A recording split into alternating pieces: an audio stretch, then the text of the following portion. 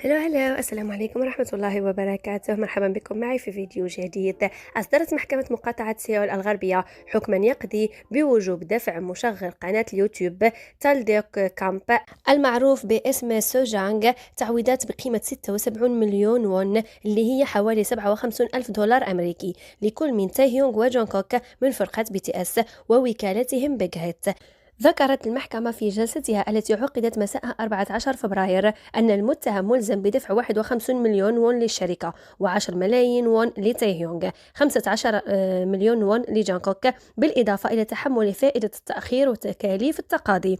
كانت الشركة وتايهيونغ وجونغكوك قد رفعوا دعوى قضائية ضد مشغل القناة في مارس 2024 مطالبين بتعويضات قدرها 90 مليون وون بسبب نشر مقاطع فيديو تشهيرية تضر بسمعتهم، فهم كانوا طالبين 90 مليون والمحكمة أعطتهم 76 مليون. يذكر أن قناة سوجانغ كانت تنشر مقاطع فيديو تعتمد على إشاعات كاذبة على المشاهير وواجهت اتهامات بتشويه السمعة منذ عام 2021 وقد تم حذف القناة لاحقا. وأكدت شركة بيج هيت أن التحقيقات الجنائية لا تزال جارية وأنها قدمت دعاوي مدنية إضافية ضد القناة بسبب أفعالها الغير قانونية. بيج هيت أخذوا الفلوس وبعدين حيطلبوا فلوس تاني، واللي تضر أكثر هو تايهيونغ وجونغكوك، يعني مو الشركة أصلا.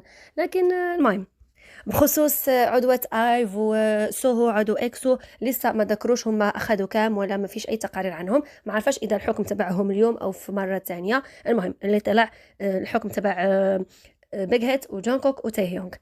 نيجي الحين لأومي اللي غنت مع تايهيونغ wherever you are.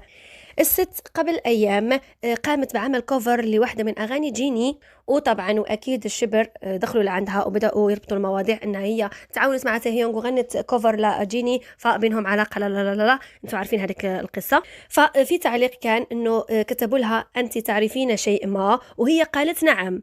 هم كانوا بيتكلموا عن المواعدة، هي قالت نعم، بعدين صار عليها هجوم في حسابها خصوصا من طرف الشيبر التانيين تبع تايكوك تبع المهم الكل بيهاجم فيها.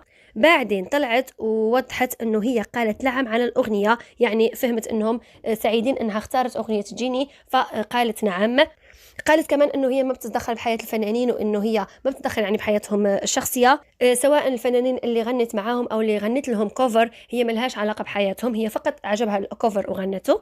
لكن المستفز في الامر انه تكلمت اول مره لما قالت نعم وفضلت 4 أيام أو 5 أيام بعدين قامت وحذفت الفيديو تبع كوفر جيني وطلعت ووضحت أنه هي ما قالتش نعم على العلاقة اللي بين جيني وتاهيونغ. يعني هذه المدة كلها وهي عليها هجوم والشبر بيربطوا المواضيع وبيقولوا أنهم بيتوعدوا وأنه هي قالت نعم وما طلعتش بسرعة. يعني هذا موضوع حساس، موضوع بيسيء بسمعة تاهيونغ أو جيني أو كان لازم تطلع قبل وتوضح وتقول أنه هي قصدت على الأغنية مو على العلاقة.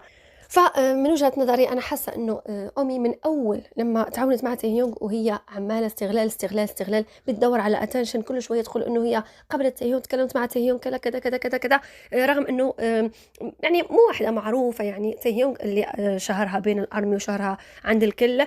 ودائما تعاونات البنات بيجي وراها مشاكل، مثل تعاون 7 جونكوك و لاتو من بعد 7 وهي كل شوية طلعت جونكوك. دخلت للبيلبورد، اخذت جوائز وهي ملهاش علاقه، يعني اصلا ما حدش كان بيعرفها.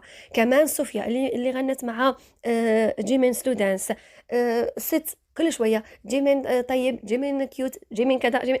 بتحسوهم بيدوروا اتنشن، يعني استغلال بيستغلوهم، رغم انه الاعضاء بيغنوا مع واحده مو مشهوره، بالعكس بيحبوا انه يتعاونوا مع اي حدا عجبه صوته. يعني مثلا تاهيونغ حب صوت اومي غنى معاها، لكن بتحسوا انه في استغلال. فهمتوا؟ ما عارفه صراحه اذا عرفت اوصل لكم الفكره ولا لا، لكن هذا من وجهه نظري انا، ما حدش يهاجمني لانه وجهه نظري انا، تحترموا رأيي مثل ما أحترم رأيكم. فعموما هي كان لازم توضح من وقت ما شافت التعاليق، يعني مو تجلس مدة طويلة وبعدين تيجي وتبرر، لأنه كتير ناس هاجموا تاهيونغ وكتير ناس هاجموا جيني، واللي بيحب تاهيونغ بيهاجم جيني، عارفين هذيك الحروبات تبع البلينك والأرمي. المهم قولوا لي رأيكم بالتعليقات، بتحسوا انه تعاوناتهم اكثر شيء بتكون استغلال؟ ما عدا هالزي بحسها انه فعلا بتحبهم، دافعت عليهم اكثر من مرة مع مذيعين اجانب يعني، وكانت بتدافع عنهم بكل ضمير، ذمة وضمير. المهم قولوا لي رأيكم بالتعليقات ونلتقي في فيديو جديد. باي باي.